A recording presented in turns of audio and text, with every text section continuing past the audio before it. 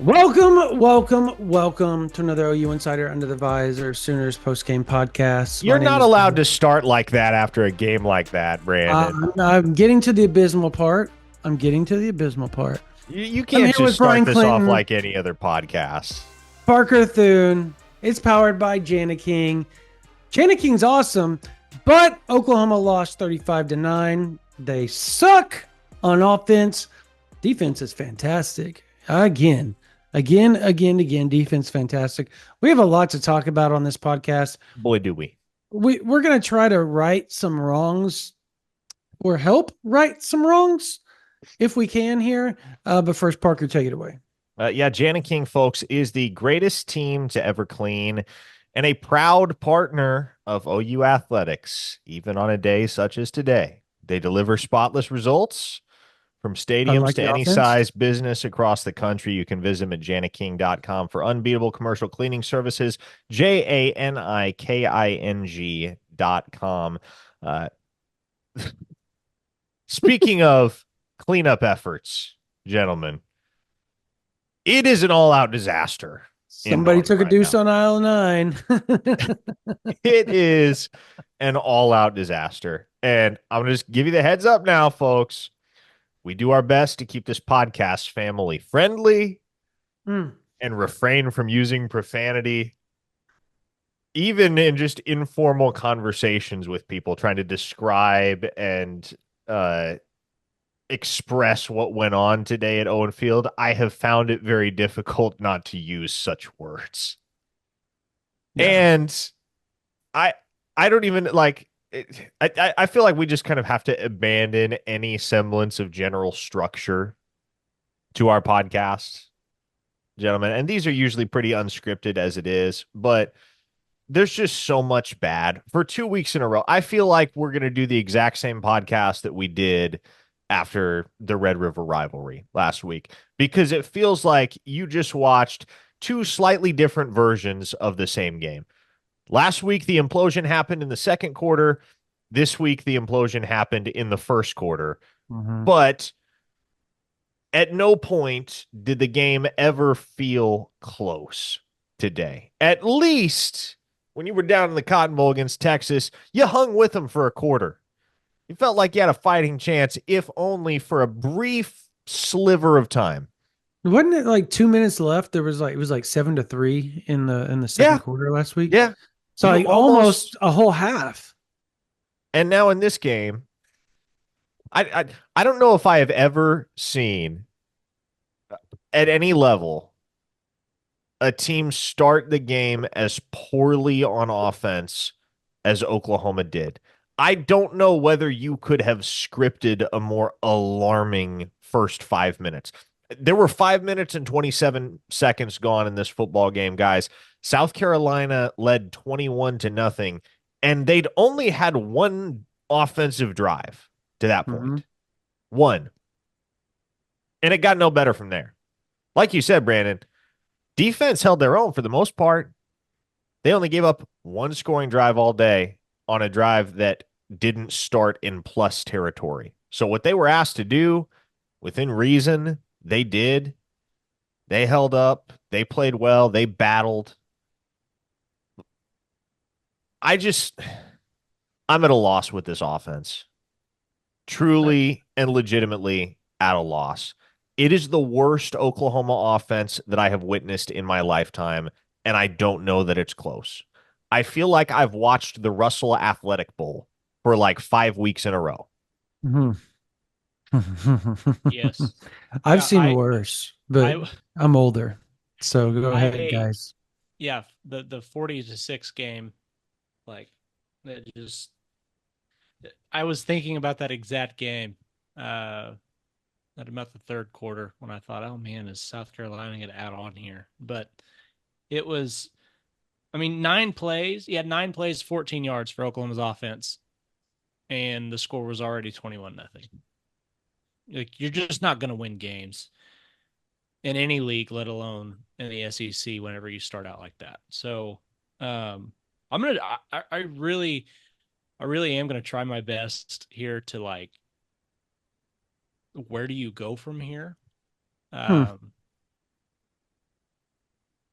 I all the way home, I was thinking about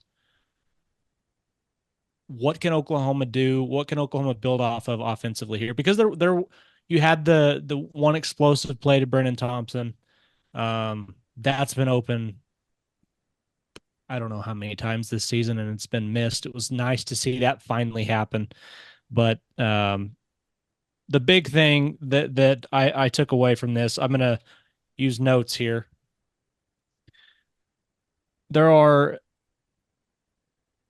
we've got 43 plays and 68 yards and 14 minutes and 33 seconds on 11 combined drives. On 4 drives that went more than 5 plays, you had 11 plays, 8 plays, 10 plays, and 12 plays. Half of Oklahoma's plays, almost all of their offensive production, and 13 of their 28 total minutes time of possession came in those 4 drives. I think you can build off of those. The other stuff is a wash. You've got plays. I mean, you've got drives of 1 play for 0 yards. That's an interception. 3 plays for 1 yard. 5 plays for 13 yards. 5 plays for 11 yards. 5 plays for 1 yard. 3 plays for -1 yards. I mean, it's just like these. When you look at it from a 10,000-foot view, those are those throwaway, flush it, forget about it drives. You can build on the other ones. The problem is the offense is because it's not just one problem. It's not a quarterback issue. It's not a wide receiver issue. It's not an offensive line issue. It's not a play calling issue. It's not a tight end issue. It's an offensive issue. Like nobody is playing consistent football, and it spans the entire offensive staff, both player and coach. To me, you're 7 games into this season. You're 4-3. I don't understand how you've gotten to this point and you still have the level of inconsistency that you do. It's unfathomable, especially because like we've watched this team regress, guys. This team is worse in week 7, much Correct. worse than they were in weeks 1. And you remember when we watched Oklahoma in week 2 and we were like, oh boy, hopefully this is nowhere close to where they are by the end of the season. They've gone in the wrong direction since then. Yep. They have quite objectively gone in the wrong direction. And you're exactly right, Brian. There is no player, there is no coach on the offensive side of the ball that is immune from criticism at this point. And I think a lot of it starts with the offensive line because it's an abysmal offensive line. Yep. But it's not exclusive to the offensive line. That's where a lot of the issues are concentrated, and that's where a lot of the issues have their root. But this team is I don't know how many times I've said it this month. This team is terrible at executing. And executing the most basic things, the most basic concepts, the most basic assignments. And there are some guys on that side of the ball for Oklahoma that just should not be consuming as many snaps as they're consuming. Right. For instance, I do not want to see Bauer Sharp take another snap at tight end this year. Is Devon Mitchell really is he that far off from playing? Because you're 100% right. Like if you want to keep Bauer Sharp on the field, put him at wide receiver. There is no justifiable reason why he should be playing tight end right now. And he's a great guy. He's a hard worker. Everybody has awesome things to say about the person that Bauer Sharp is. Mm-hmm. And he objectively has some talent as a pass catcher that you want to be able to utilize. But he is not a tight end right now, at least not an SEC tight end. And he is a liability. But I also don't understand, and this goes to coaching, I do not understand how at any point in that football game you can be asking Bauer Sharp to block Kyle Kennard one-on-one. Nope. You're not putting your players in a position to succeed.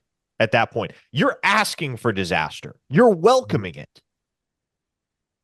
Yeah, I look. I I've been critical of Seth Luttrell, but I haven't been overly critical, right? Like I feel like I've been pretty fair with things, injuries. I try to balance it out. From an from a personnel and strategic and coaching standpoint of knowing that, look, you can't replace 3,000 yards and 22 touchdowns from 2023. That's sitting over on the bench out at wide receiver. I don't care what anybody tells you. I don't care what fans say on this or whatever. My perspective is, and I think it's fair, is that you're asking inexperienced players to come in and produce like guys that have been doing it for 3 and 4 years. And quite frankly, NFL guys. Like you've got 5 NFL guys over there on the sideline. So we're going to throw that there. On top of that, you've got the musical chairs at, quarterback.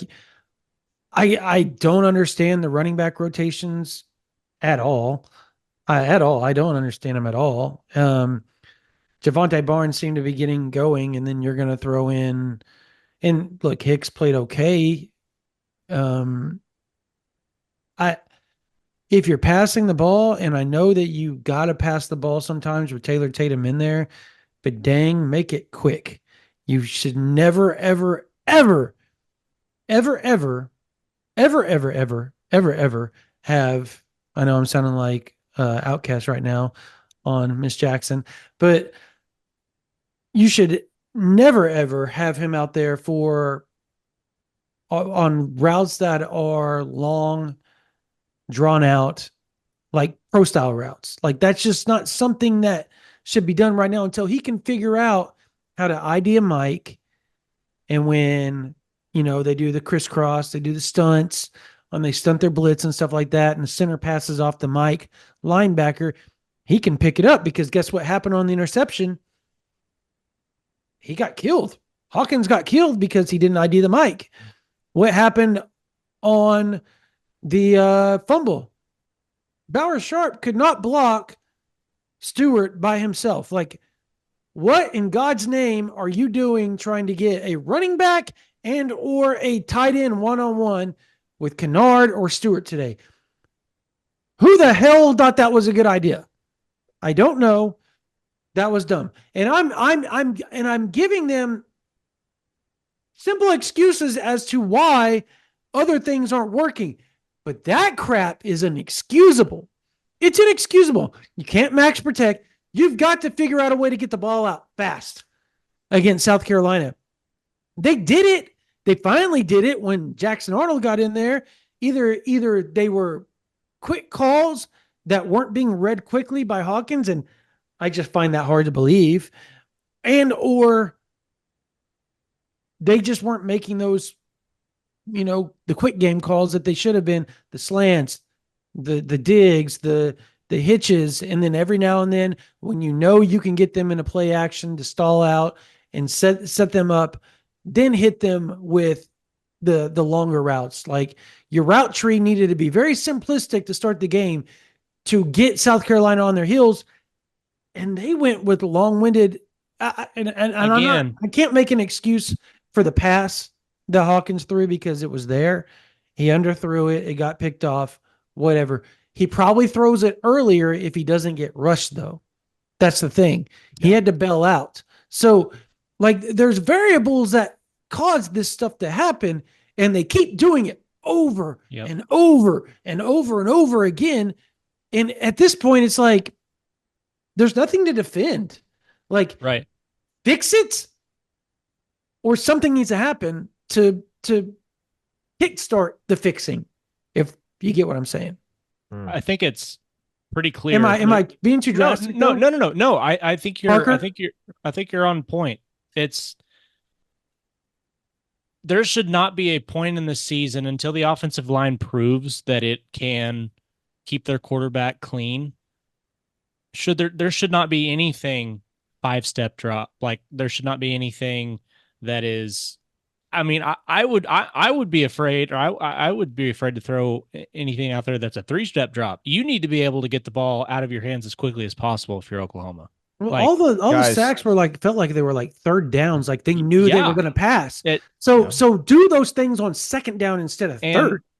it's a complete lack of. I'll just call it what it is. It's a complete lack of. It's an oversight for Bauer Sharp, as Parker pointed out. That's an oversight. If you saw Kyle Kennard or Dylan Stewart coming into this game, which I expect the offensive staff did, it's a complete oversight to have Bauer Sharp blocking him one-on-one. Huh. Period. 100%. Or Like any running back. that is that's like low tier level coach. We need to figure out how to keep this guy off of our quarterback because he's going to be a problem. Let's put Bauer Sharp in front of him. No, no. I don't know who's going to start at quarterback next week for Oklahoma against Ole Miss. I would assume it's going to be Jackson Arnold at this point, but nothing about this offense is conducive to the success of any quarterback right now. Like, what can you reasonably hope to see from Jackson Arnold in Oxford, Mississippi next week? Because I can promise you this, I have no reason to think anything is going to get better, guys. I don't.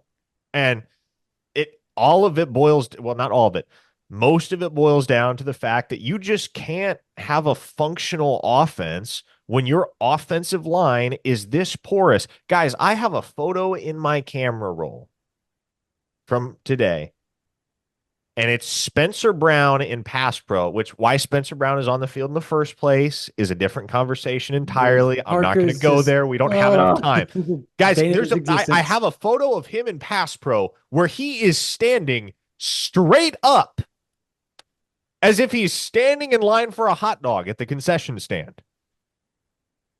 And he's not the only one whose technique sucks. He's trying the Ashton Jeanty.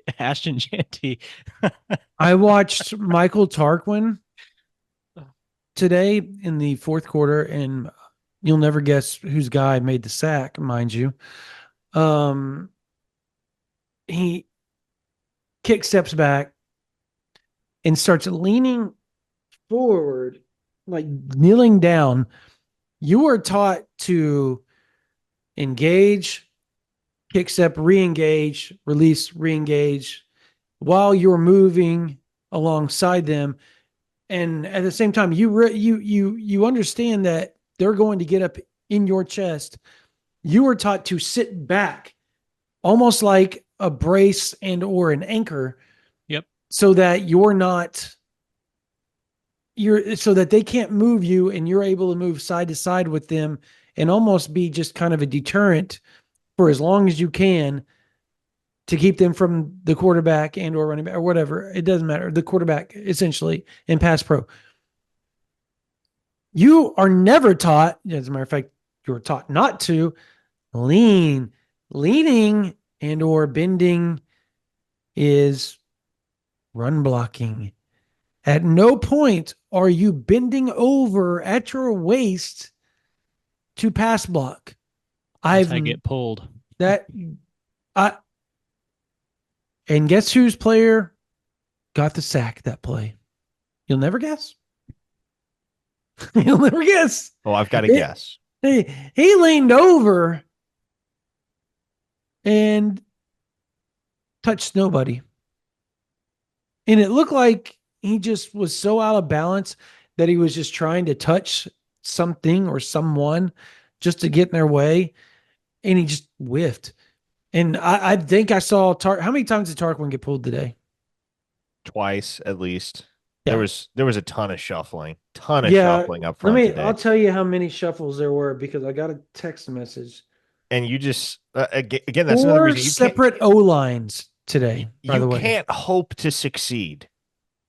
You cannot hope to succeed offensively if you're doing that much shuffling on the offensive line. What I actually liked today, among the very few things that I actually liked, is that from a skill position standpoint, the offensive staff at a certain point said, screw it, we're going to give some other guys a chance. And they did. And Caleb Hicks had a couple nice moments. Jacob Jordan, the walk-on true freshman, had 6 catches for 86 yards and looked like your best receiver by a country mile today. Yep. Hayden Helms did some nice things toward the end of the game when they put him in at tight end. And so from a skill position standpoint, I like that they did that. That makes sense. Guys aren't producing, give other guys a chance. You've got to have continuity on the offensive line. Yep. If you want those guys to start blocking better and start blocking the way that they're going to need to, if you want to have any hope of beating Ole Miss or Missouri or LSU or Alabama. All 4 of those programs are beatable, not by Oklahoma in their current state, but they're all 4 beatable. And if you want to get there where you can have any hope of being able to topple one of those programs, then you have got to have continuity on the offensive line. Otherwise, it's going to continue to be a jumbled mess. Sitting here watching Texas down 23-0, and they are now down 23-15. Like, Oklahoma and the defense, they gave them every opportunity to just chip away. Just chip away. I want people to understand. I want fans to understand this. What outside of the 75-yard, the one drive that they had, I believe it was in the second quarter. Or maybe in the first quarter, actually. Was it the second or first? It was the second, right? The 75-yard drive? Yes, second quarter. So outside of the 75-yard drive, what was the longest drive that South Carolina had today? I think it was 41 yards. 42 yards. 42. Yep. Yeah. Turnover on downs. 42. And then they had a turnover on downs on that drive.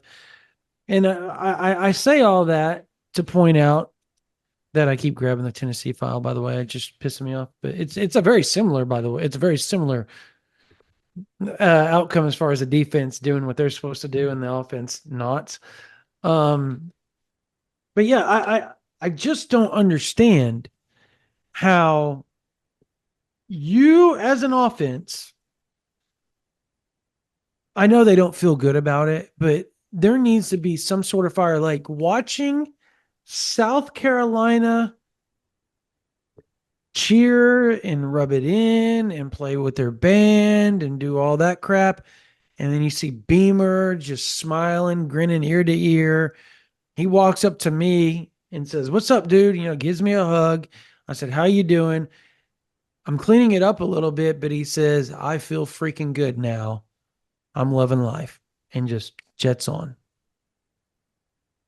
And seeing all that as an OU player, I'm excluding the defense. When I say OU player, I'm talking about the offense, offensive line, wide receivers, quarterback, running back, tight ends.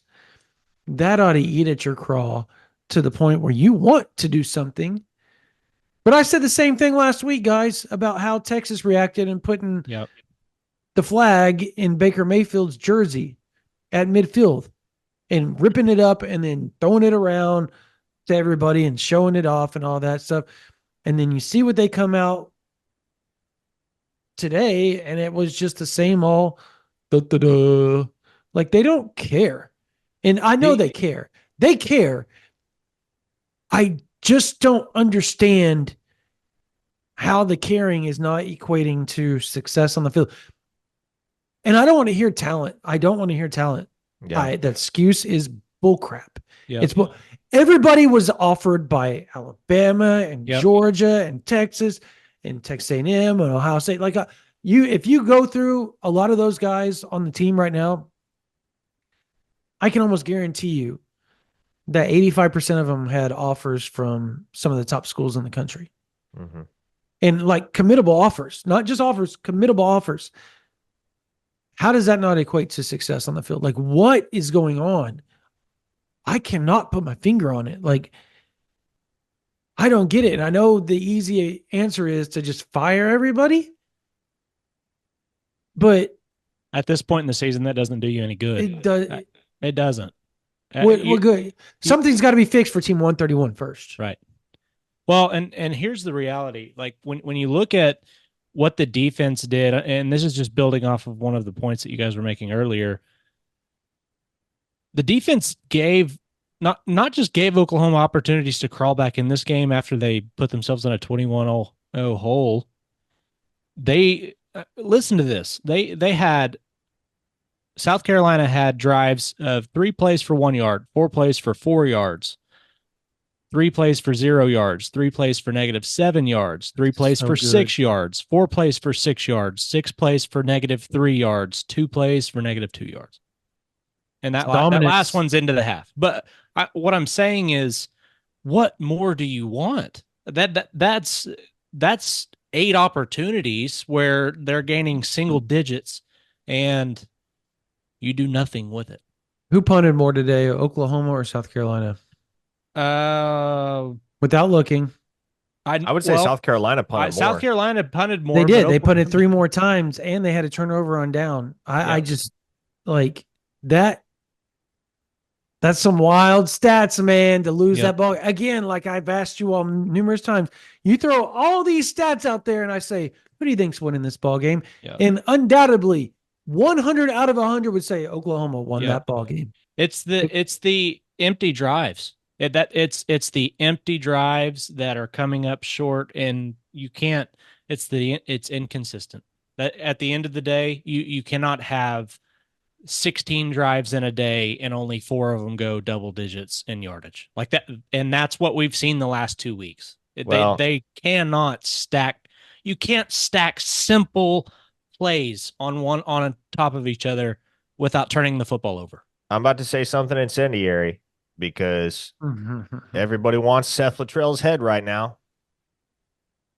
But with as poorly as that offensive line played today, with as poorly as that offense executed as a whole today, drop passes, the works. You think it would have mattered at all who was calling plays today? Nope. Because I sure don't. This is how sad it is. You just mentioned it, drop plays or drop passes.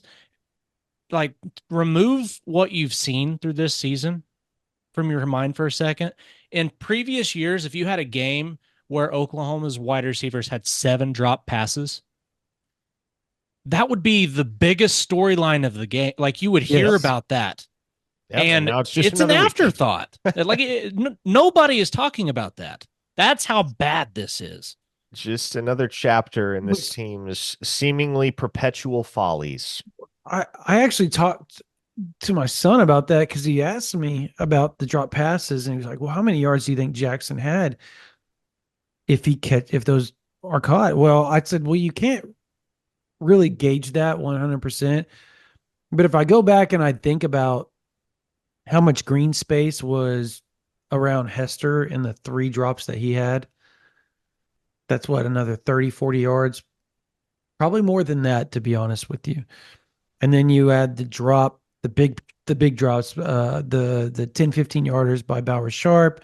I mean, realistically, Jackson Arnold could have went for 300 plus today. Like, he could have gone for 300 plus. And you want to know the weird part about the whole thing? Oklahoma's still losing. Oh, yeah. Yep. Losing by multiple possessions.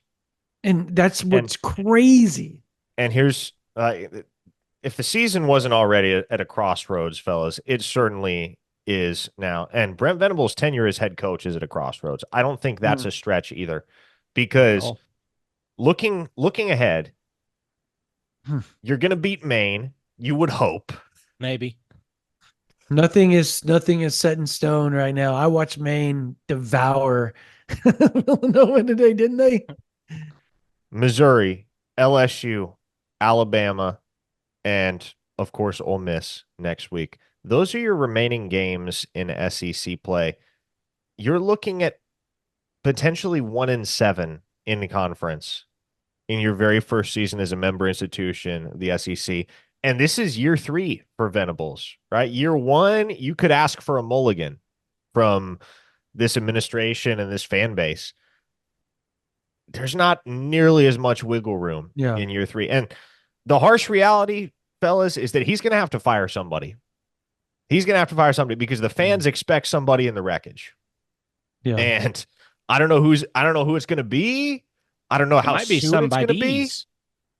But that fan base with the state that they're in right now, they're going to want somebody sacrificed. Yeah. Because as I mentioned in the rapid reaction when we were finishing up at Owen Field, if they don't see somebody fired, what they will assume, whether it is accurate or not, is that you're just doing the same thing over and over again on Saturdays and expecting different results, which is, of course, the definition of insanity. And so you have to make change. You have got to make change. And to me, this is, and I'm in the midst of writing my post-game column over at ouinsider.com, and this is kind of the analogy I came up with. Today was the second turnover for Jackson Arnold against Tennessee. That's the parallel. This is the point at which you have majority support if you want to get rid of somebody, if you want to pull the plug on somebody. If next week rolls around and we see a similar result in Oxford, you no longer have a choice. That your free will in that sense has been removed from the equation, because if you don't make a change at that point, you are losing the fan base. And if you lose the fan base at the University of Oklahoma, you are cooked. Yeah. So, and what I hate the most is that everybody involved in this on the offensive side, and Emmett Jones really hadn't taken any arrows. Every other member of the offensive staff has. Guys, Seth Luttrell wore this uniform. So did Joe John Finley. So did DeMarco Murray. And, of course, we all know, yet Brent Venables wasn't a Sooner himself, but for all intents and purposes, he is every bit as much of a Sooner as anybody on that staff. He lives and breathes for the University of Oklahoma. But you're probably going to have to toss somebody to the curb that is doing everything they can right now to make sure that the University of Oklahoma is playing championship level football. And for one reason or another, it's just not happening. And I hate that. I hate it for anybody. Like, I don't wish unemployment upon anybody. Least of all, somebody who knows what it means to uphold the standard at the University of Oklahoma and is making every effort to do so. But the standard is the standard. And if you don't feed the machine eats you. And Brent Venables, I would imagine, understands that.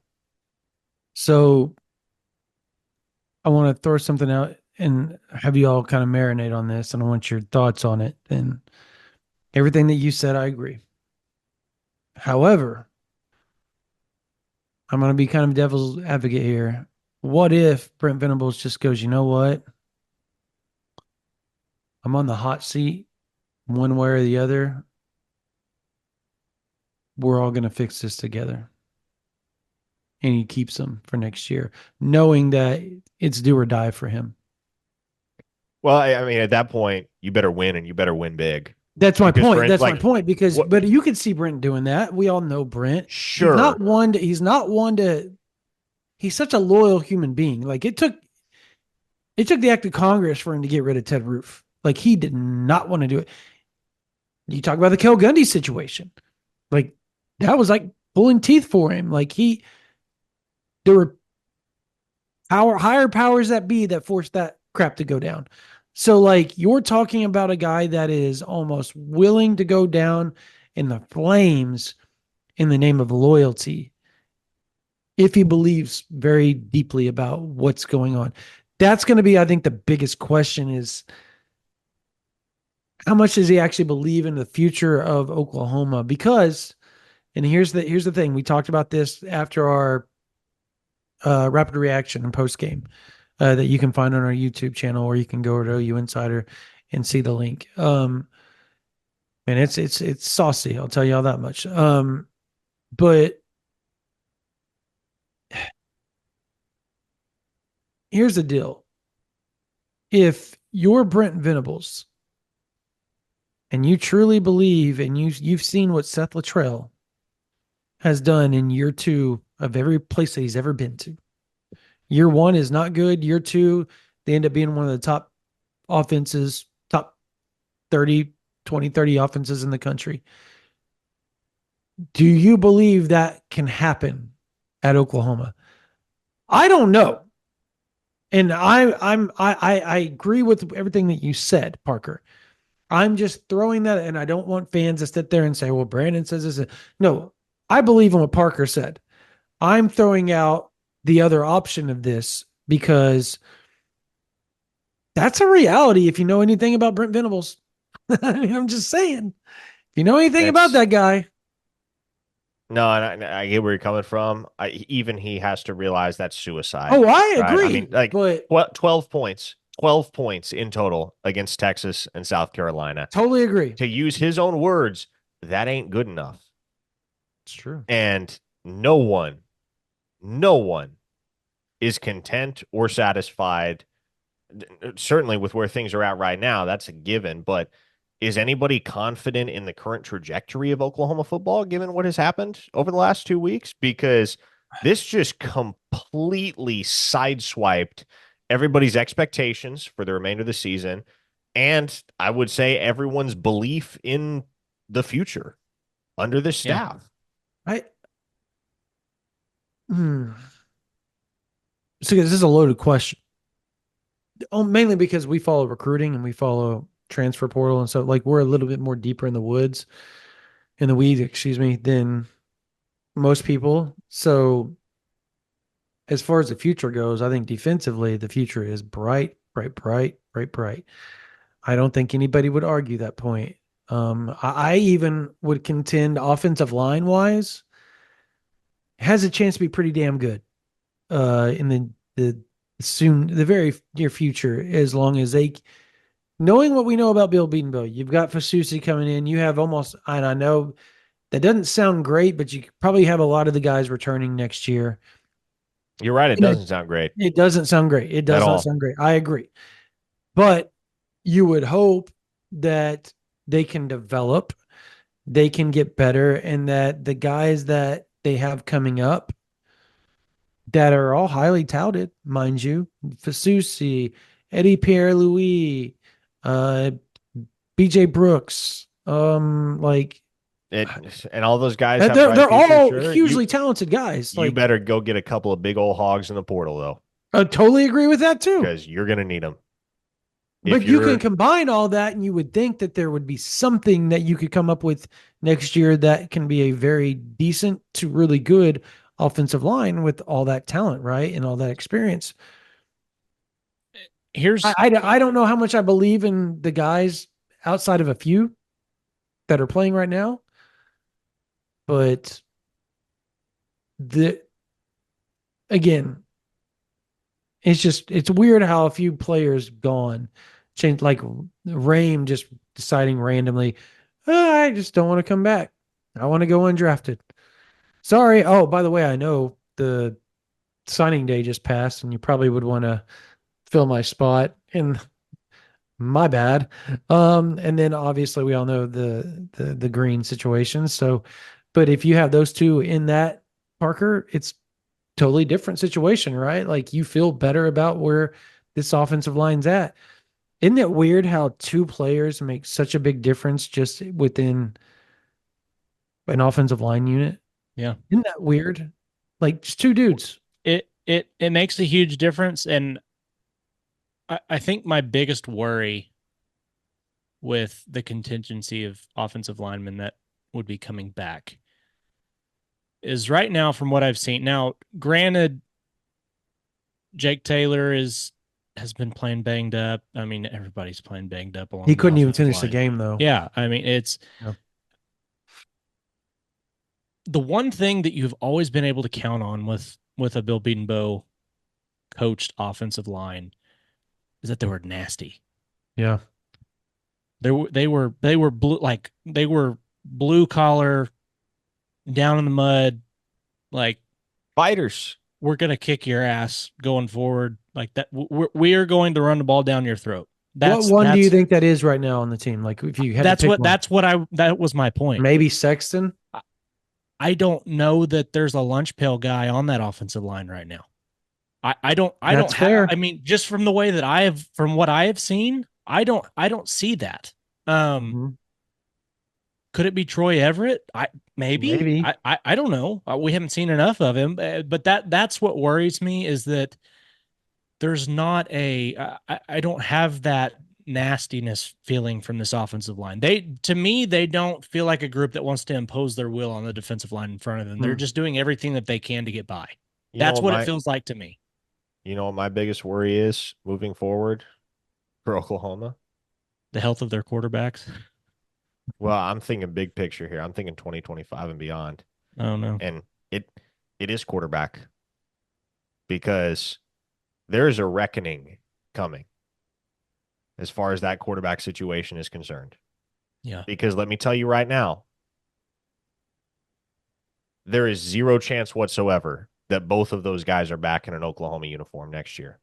So whatever happens the rest of the way, you better make the right call this time. And everybody right now is justifiably questioning, and has been for some time, whether Oklahoma made the right call last offseason, letting Dylan Gabriel walk and proceeding with Jackson Arnold as their guy of the future.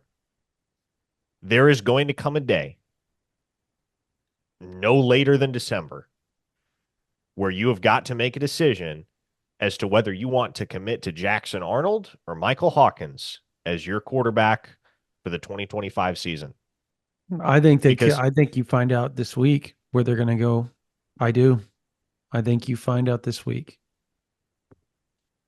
One of those guys is transferring at season's end. Oh, I will agreed. assure you of that.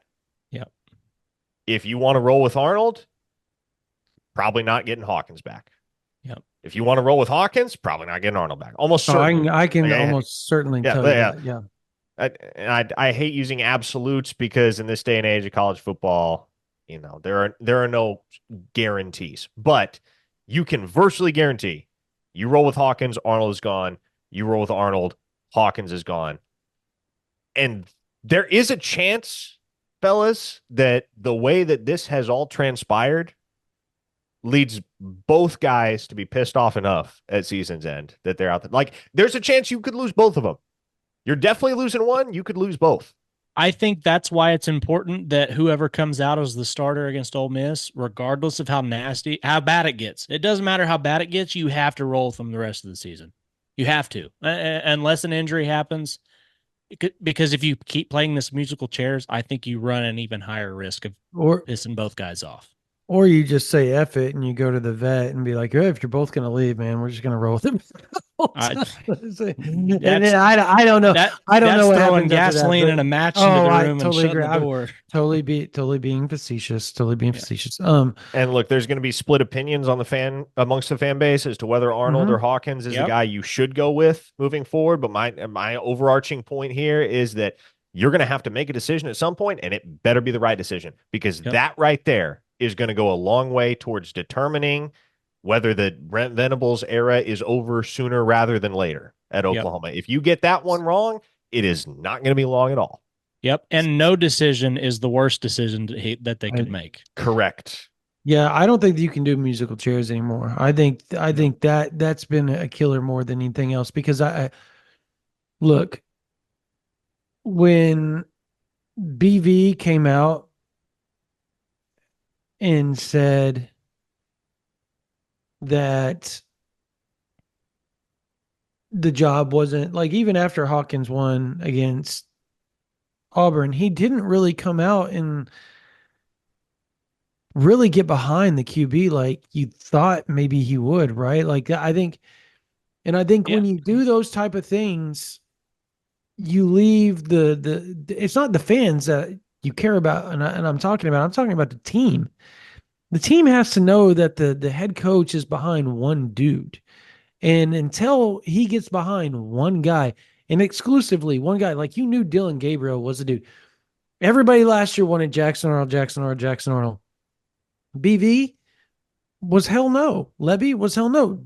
Dylan Gabriel was the guy. And that was forever going to be the guy.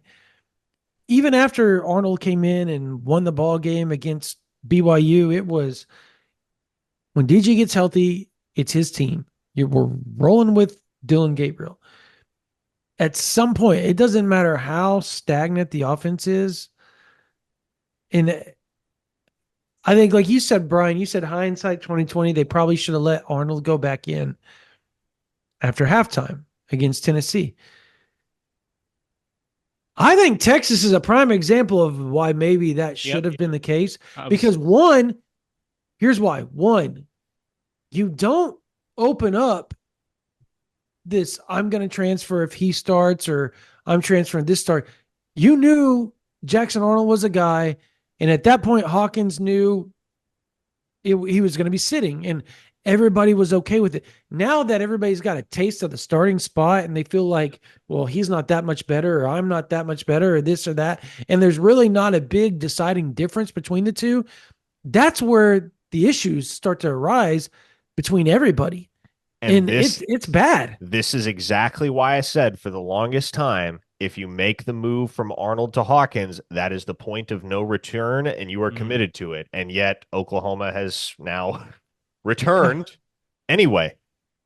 And that's why things will be so hairy and so tricky to sort through in the weeks ahead, because now you have ensured that one of those guys is not coming back. And in fact, there is a very real world in which both of those guys are not coming back, because you said it perfectly, Brian. No decision is the worst decision that you can possibly make. And so I am not a fan of how this has all gone down between the two quarterbacks. And, if you want to chalk it up to first time head coach having to learn something hard, like he's never had to deal with something like this as a head coach. Well, he watched Dabo do it for years in their quarterback crap that they were going through. I can't let that be an excuse, Parker. I just can't. Yeah, well, and maybe that's the case. One way or another, you put yourself in a predicament today with that quarterback situation. Bad situation. And again, Brian said it. Sark just did it. Ewers was struggling. He was playing awful. He turned the ball over like 3 times. Yep. Mm-hmm. They set him down. They let him take a breather, and then they brought him back in the second half. Now they're making a comeback. At the end of the day, you look back at it, like Brian said, you probably should have done that with after Hawkins didn't really do much at the end of the first half.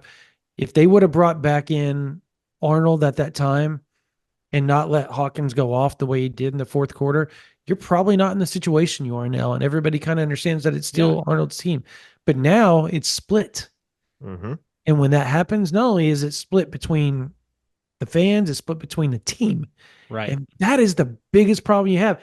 And then when that starts to happen, now you've got, I know egos is a bad way to say, but you have entities that get involved around the players.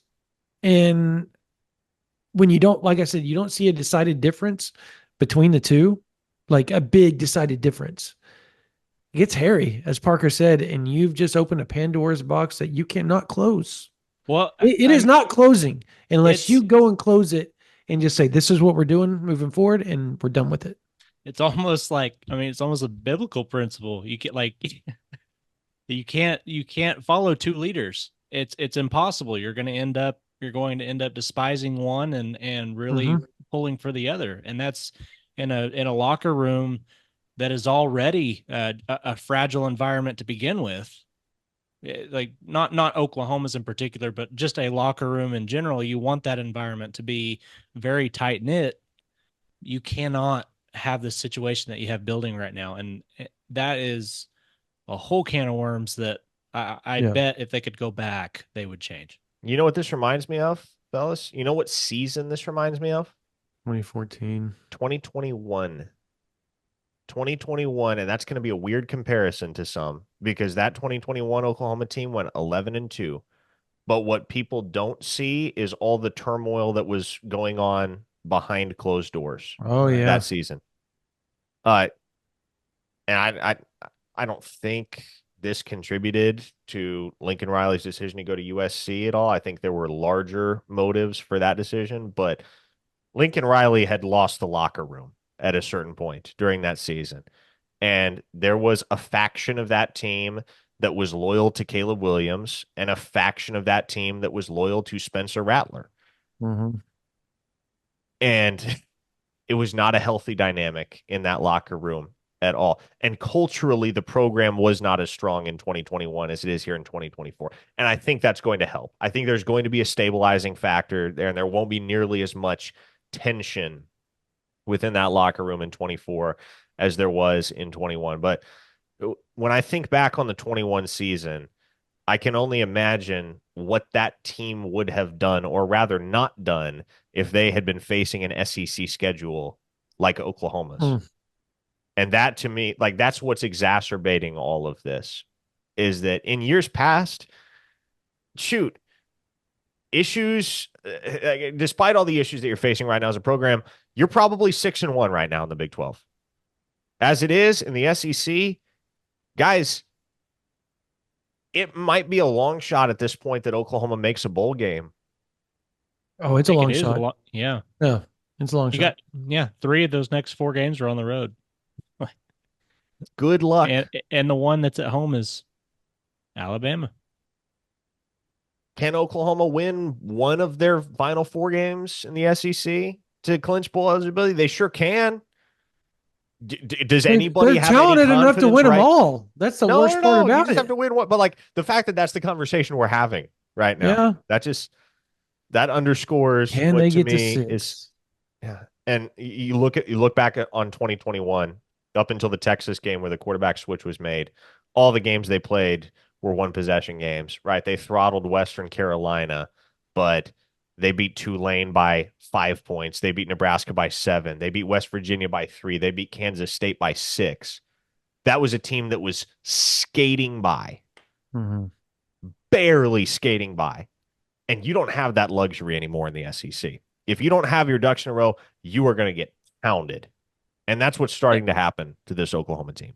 Well, I should mention one more thing, because this was the most critical component of all of those struggles in 2021. There was very little leadership on that team, and which was weird. To be quite frank, that is what I sense with this team in 2024. I think there are leaders. I don't think there is enough leadership.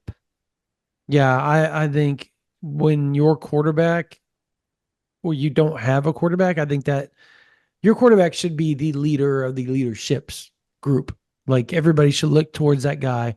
Like, everybody looked towards Dylan Gabriel. Like, you knew this team lived and died by everything that Dylan Gabriel said last year, and that's what made him successful.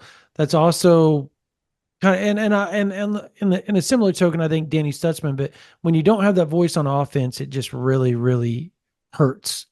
And I think they have a voice on defense, and it's been really positive for him defensively. It's just offensive guys generally aren't going to sit there and listen to a defensive guy and their rah-rah, because offense is more schematic and more strategic and more philosophical in the way that you go about things, whereas defense is more of an emotional component. It's more of a rah-rah component, right? Like, yeah, you do scheme up, but to be mean and to play with that fire and play just with your hair lit on defense, you have to play with emotion, and you don't do that offensively. So it's 2 different ways of leading. And so when you don't have that leadership component on the offensive side of the ball, therein lies your problem. What I was going to say is, when you were talking about, can they get to 6 or can they go bold like that? Can you believe we're talking about this? It just leads me back to preseason. And everybody was talking about Oklahoma and saying, well, they're not ready for the SEC. They're not ready for this. They're not ready for that. And we're sitting here saying, you guys don't know what you're talking about. They've recruited so well. They're so talented on both sides of the ball, which, again, is true. And that's where the issue lies. Like, what in the hell is going on? Like, why? How can all this talent look so bad and underdeveloped? And all these people that were naysayers on Oklahoma look prophetic at this point. Yep. And we look like It's like that's Just morons. the haters said we couldn't do it, and they were right. Honestly, great call from the haters. Yeah. Like it is what it is at this point. And, I was talking to somebody the Friday night before OU Texas, and they said this Oklahoma team they're pissed. They've had the best practices that they've had in the last all season and this and that. And they came out and they were running things offensively that we had never seen. They looked like they had some sort of idea of what they were doing, but the problem lied in the fact that they couldn't stay out of their own way. So today they only have 3 penalties. They stayed out of their own way. Well, In penalties. except Yeah. for they turn the ball over. So if it's not one thing, it's another. If you're not turning the ball over, you're going to get a bunch of penalties. If you're not penalizing yourself and stopping drives of that, you're just going to go ahead and hand them points by turning the ball over. The crap's got to stop. It has to stop. Like Yep. there is zero consistency at any level, whether it's coaching, whether it's offensive line, whether it's quarterback, running back, wide receiver, tight end.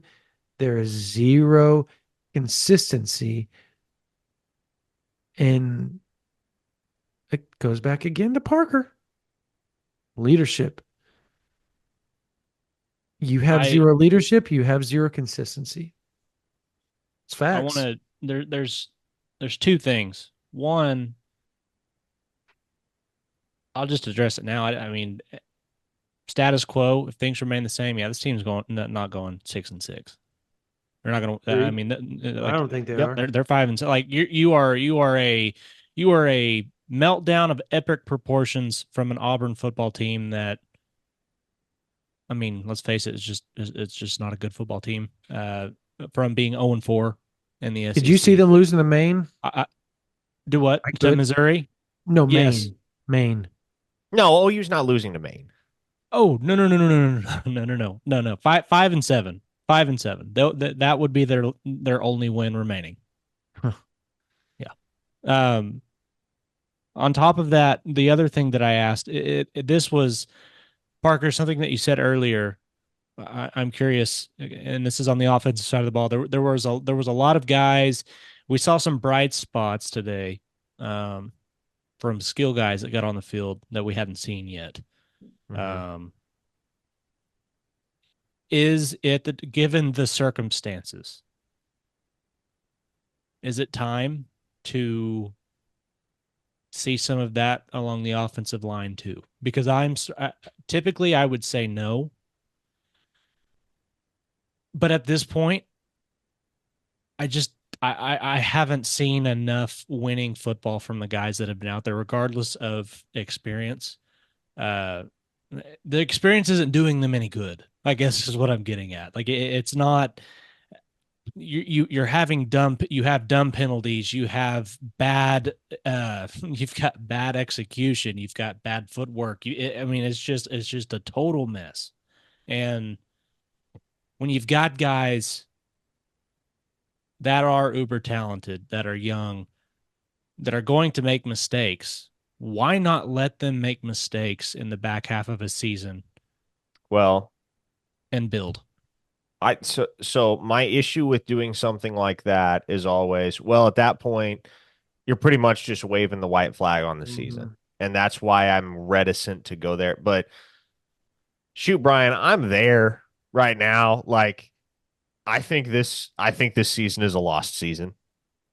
I don't see how you salvage this. I What goals could you still make right now realistically that you had in the preseason if you're Oklahoma? well, shoot.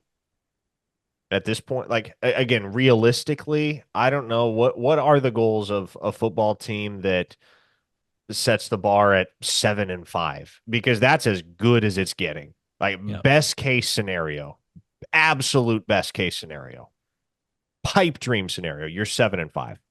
Yep. And going to I hate to say meaningless, but going to a bowl game that no one is going to go out of their way to plan a trip to You're heading back to San Antonio, homie. for another Alamo Bowl.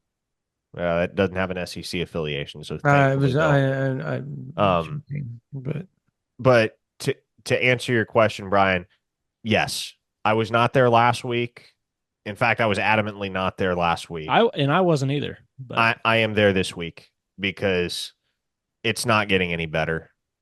And we have enough of a sample size at this point through 7 games to conclude that this offensive line is just not good. And you have got to start thinking about 2025 at this point, 2025 and beyond. I'm 100% on board. Throw Eddie Pierre-Louis out there, throw Isaiah Autry out there. Shoot, throw I mean, who else? Throw Daniel Brooks. Kumi out there, it, man. Like, let the young guys have some runs, see what they can do, and it might be rough, but that's par for the course right now for this offense and specifically that line. if Oklahoma is one of those teams that gets offered a bowl at 5-7, do they take it? Yes, absolutely, of course. So Yes, how do yes. you feel? How do you feel about Shreveport? Listen, I I I shouldn't say I I hate hate Shreveport. Shreveport. Oh, I Um, do. I'll say it. I love. I I love. strongly dislike Shreveport. There you go. Yeah, strongly Um, dislike Shreveport. There you go. But Yes. no, Oklahoma should absolutely accept a bowl berth if they're offered one because you get 15 more practices, and that will come in handy for this football team. They need all the extra practice time that they can get at this point. Yeah. This is such a mess. Like I don't even know what to, I can't even put into words how much of a mess this is. And they got to figure this out. Let me I love Devon Jordan. But just let me throw that out there. Going to be a really good player. But what in God's name? Why in the second half, back to back weeks, have you just decided to throw in a freshman that obviously doesn't like playing field position games and do it the right way? Like, you don't move from the 10-yard line to catch a punt. You don't run the ball out 7 yards out of the end zone on a kick, especially after you've hesitated. Well, I don't understand the personnel moves, and I think the that reason, therein Brandon, lies the problem. the reason, Brandon, is exactly what Brian just referenced, which is you're letting the young guys make mistakes in real time. And I don't have a problem with that at this point. Just like it. I dislike the idea right now. Like, I know y'all don't have a problem with it. I dislike the idea of, like, we hear all this talk of Team 131, Team 131, Team 131, Team 131. And then you go off and you're playing for Team 132 and 133 and 134 down the line. How do you think that, like, guys like Stutzman and Bowman that came back to play on Team 131 and try to win something This is feel 130, by the way. This is 130? What? 130. Next Okay, year's 130, 131. whatever. You get my point. So I don't know. I would be I upset if I think was I think my only pushback on that is the only reason I brought up the offensive line is because the guys that are out there playing right now are Oh, I think like you can do that on like offensive line, but I'm talking about, like, the stuff like Jordan back there. yeah, Like, that I agree with you on that sentiment that you would want at least guys out there that have a little more experience, especially in special teams. I do have to wonder if Franklin being out like that like that's just the next guy in line of we trust this guy to catch a kick. well, that was punt return, and I always figured that if you were going to do punt return, well, I guess Burks is out, so you can't really go on him. So I guess you had to go. I mean, you're down the line. Why not Jacoby Johnson? I mean, he's been known to be a really good punt returner in He's his not allowed day. to touch the football, obviously. No, he I doesn't. don't. I don't. Hey, I'll say this on that front. Let me explain something to everybody. So, a meeting was had this week between Jacoby Johnson and his people and the center staff about the whole playing both ways. And my gathering was they came away saying they still wanted to do the whole both ways thing, but this was on like Tuesday. What I think happened was along during the week is they just realized that they're just putting the kid in a bad spot. And I don't know. I'll have to ask and see if he still was practicing. I know Tuesday and Wednesday he still was doing both sides of the ball. I'm wondering if Thursday, if they just shut it down and decided, you know what, it's really not fair. And it really looked like because He did was anybody see, warming up pregame at wide he did receiver. a wide receiver. He warmed up, correct. But you didn't see Des Malone at corner today, did you? Did anybody? I I don't didn't see remember him. seeing him. Who I saw at corner today was Bowen. Jacoby Johnson was there a ton. Kanai Um, Walker, Kanai Walker, and Walker, yeah. that Davon was, Jordy. yeah, those were the four. That's who I saw. And it feels like they decided that's what they were going to roll with because what do all those guys have in common? Speed. No. What all those guys have in common, Parker? Those cornerbacks. Yes. I mean, they're Something we were just cornerbacks. talking about. They all can come back next year. Oh, I guess. I think that's what it is. Like I understand Malone has not been great, but it's weird that he didn't even touch the field at corner unless I missed something. Maybe he did and I missed it, but I didn't see it. So I don't know. I thought that was interesting. That all of a sudden Jacoby Johnson, like and I don't know, did y'all watch Valai's interaction with Jacoby Johnson today? No.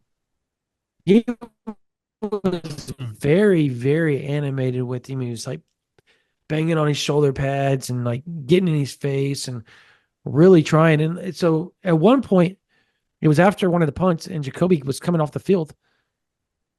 And it was almost like it wasn't his turn to be in the rotation. And Valai grabs him, tells him to go grab Kanai Walker out and put him in. And Jacoby's like, you get his body mannerism said like he was shocked.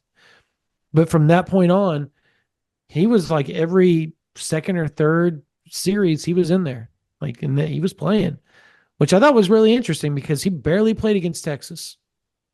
Hmm. So, oh, we'll see how this goes. I think it's more of a play of they don't want to lose him on defense, and they're going to do what they got to do to keep him. Would be my bet because he's a really good player. Let me give some defensive shout outs Okay. before we log off because the offense was dismal. We've discussed that in great detail. There's Tip of the cap to Brennan Thompson for that 54-yard touchdown catch. Glad he finally got a catchable ball thrown his way because he's been open downfield so many times. But Grayson Halton had a nice game. PJ Adibawara had a nice game. David Stone did some nice things when he was on the field.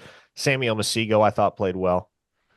And of course, Eli Stutzman had 16 tackles. he probably ran it up. And of course, Eli Bowen is he's pretty good. undeniably your best cornerback right now. Yep. Yeah. Jacob Jordan on offense too. Good. I mean, I think we already mentioned him once, but Yep. he emerged. That kid can stick around. Yep. Heck, I want to see him start next week. So do I. I think he's Straight up. earned it. Yeah. All right. So we're just doing defense or do both? Yeah, no one gets an MVP today, Brandon. Okay. Okay. Yeah, I totally agree. Yeah, I mean, I thought Kip Lewis played pretty decent. Trace Ford. Okay. By the way, he has been a perspective. bad mother scudder. If Yep. he could just control himself sometimes when he comes off bending off the edge, he's so fast. He causes so many problems. Yep. I mean, Grayson Halton got 2 sacks because of it today, or 1.5, whatever, because of him today. Obviously, David Stone helped Grayson Halton with 1, where he got the complete sack. But yeah, I was going to go with. I thought Dominic Williams got held so much. I mean, the very first play where they made the big run, or Lenoris made the big run. He was chasing. He had him dead to rights, and their guard goes and grabs behind, right in front of everybody. And Dominic Williams about lost his mind. By the way, he was jumping up and down and screaming and grabbing his shoulder pad and yelling and screaming that he got held. But I thought Dominic Williams played pretty well. Obviously, Trace Ford played amazing. Ethan Downs played really good. Um, Offensively, I'm just going to say it. I thought Jackson Arnold, for the situation he was brought into, being down, momentum was shot. The fact that he had, like, what did you say, 7 drop passes today that equaled probably another at least 70 yards at minimum. Yeah. The dude probably throws for 300 yards today if that doesn't happen. He still threw for 225 and a touchdown. So I'll give him credit. I'll give him his flowers for everything that he's been through. Yeah. Right? And I want to make this very clear to people. I said this on Twitter. I think both of those quarterbacks are so mentally strong and they have such strong character that you have to give it up to both of those guys. Like, yes, Hawkins struggled. But it wasn't all his fault. I think I felt awful for him because the blocking was horrible for him and he was put in precarious situations because of it. And freshman mistakes were made because of it. But at the same time, like, both those guys are going to be, they may not stick around, but they're never going to be problems for the team. And I think you have to give it up to them because most people in those situations would be cancers, if nothing else. I mean, so it shows their character. It shows their will to be team guys and just their fortitude to battle through this situation. So I want to give it up to Arnold for that, coming back after everything. I mean, he was booed Tennessee, and then he came back in. I think people don't need to write the book and the final chapters on Michael Hawkins because I think there's something more that could happen before this season comes up. So just throwing that out there. So anyways, all right, that's going to do it for this version of the OU Insider Under the Visor Sooners post-game podcast. Again, subscribe to this YouTube channel. There's a ton of content. We got our post-game rapid reaction, all the presser stuff, all the interviews. We got more podcasts coming for you guys. We got more content coming for you guys. It's awesome on this YouTube channel or whatever podcast platform you listen to us. Please like, subscribe, give us 5 stars, give us thumbs up, do whatever you need to do to make sure, because it helps us tons with the advertising and all that type of stuff. And the more advertisers we get, the more we can help as far as NIL goes and stuff like that moving forward. That's kind of our goal in our venture. So please do that. Obviously, subscribe to OU Insider VIP. Tons of information coming. There were some big name recruits on campus. We're going to have some content on that moving forward. A couple of big Rivals 100 defensive tackles on campus. A bunch of big-time offensive players. A couple of official visitors. One being Austin Pay was in town watching the game. So a 2025 offensive lineman that Oklahoma's still looking at. So we will have more information regarding all that over on OU Insider VIP, plus all the team information, whether it's coaching. Could there be a coaching carousel going on as far as offensive coaching staff? We don't know, but we have some of that. We will be covering that for you guys, doing our due diligence over the next few days and over the next few weeks. We will have that covered for you guys to make sure you guys are on top of it and know all the insider information that's going on, whether it's personnel, whether it's coaching. You guys have it, whether it's recruiting. We have that for you, OU Insider VIP. If you're a college student, or excuse me, it's $9.95 a month, $99.95 for the whole year. If you're a college student, email us ouinsider@rivals.com, $11.95. If you email us from a .edu, doesn't matter where you go to college or what school you're from or where you go or what you do, you have a .edu.